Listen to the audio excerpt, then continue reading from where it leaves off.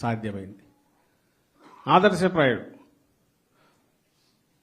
అలాంటి ఆదర్శప్రాయుడు అయిన వ్యక్తి మహామనిషితో మనం ఆ రోజు ఎక్కడో ఓ సందర్భంలో కలవడము, సన్నిహితంగా తిరగడం వల్ల ఆ అదృష్టం మనందరికీ చాలామందికి ఇప్పుడు ఉండేవాళ్ళు కూడా దక్కింది. అప్పట్లో ఆయనతో కలిసి తిరిగిన వాళ్ళు. ఆయన వెళ్తూ వెళ్తూ ఒక బ్రహ్మాండమైన వారసత్వాన్ని కూడా మనకిచ్చి వెళ్ళారు. ఈరోజు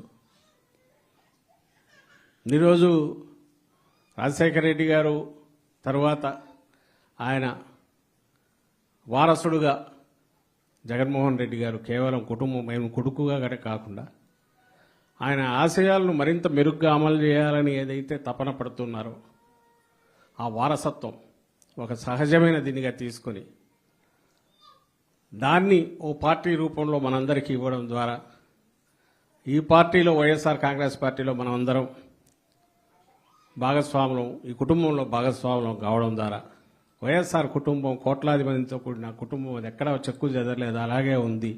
ఈరోజు వైఎస్ఆర్ కాంగ్రెస్ పార్టీ రూపంలో ఆయన వారసత్వాన్ని పుణికిపుచ్చుకొని దాన్ని మరింత మెరుగ్గా ఆయన ఆశయాలను ఎట్లా అమలు చేయాలి, దానికి అడుగులు వేస్తుందనే దానికి మనం 5 ఏళ్ల పాటు జగన్మోహన్ రెడ్డి గారు ముఖ్యమంత్రిగా ఉన్నప్పుడు రాష్ట్రంలో డివైడ్ అయినాక ఆంధ్రప్రదేశ్లో అమలు చేసిన పథకాలు కానీ లేదా అప్పటికంటే ఇంకా మరింత మెరుగ్గా ఆ రోజు బీజమాత్రంగా ఆలోచనలుగా పథకాలు మొదలైతే ఫలితాలు ఆ రోజు కనపడితే ఈరోజు వాటిని ఇంకా మెరుగ్గా దాన్ని ఫర్దర్ ఏ రకంగా నెక్స్ట్ స్టేజ్కి తీసుకెళ్లాలనేవి కూడా జగన్మోహన్ రెడ్డి గారు అడుగులు వేయడం వల్లే మనకు 5 ఏళ్లలో ఆ రోజు రాజశేఖర రెడ్డి గారు చూపించిన మార్పులు సంక్షేమం రీత్యా కానీ అభివృద్ధి రీత్యా కానీ వాటికి మించి మిన్నగా గత 5 ఏళ్లలో ఈ స్టేట్లో కూడా మనం చూడగలిగాం.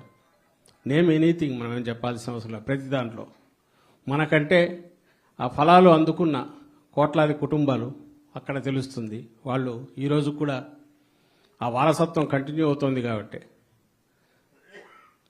ఆయన ఆ రోజు గుండెల్లో పెట్టుకున్న రాజశేఖర రెడ్డి గారిని గుండెల్లో పెట్టుకున్న కుటుంబాలు కానీ మన ప్రజలు కానీ ఇక్కడ పేదలు కావచ్చు, మధ్యతరగతి కావచ్చు, విద్యావంతులు కావచ్చు, ఎవరైనా సరే ప్రజాస్వామ్య ప్రియులు కావచ్చు, వాళ్ళందరూ కూడా ఈరోజు జగన్మోహన్ రెడ్డి గారిని కూడా అంతగా ఆదరిస్తున్నారంటే మనం ఎంచుకున్న రాజశేఖర రెడ్డి గారు మనకిచ్చిన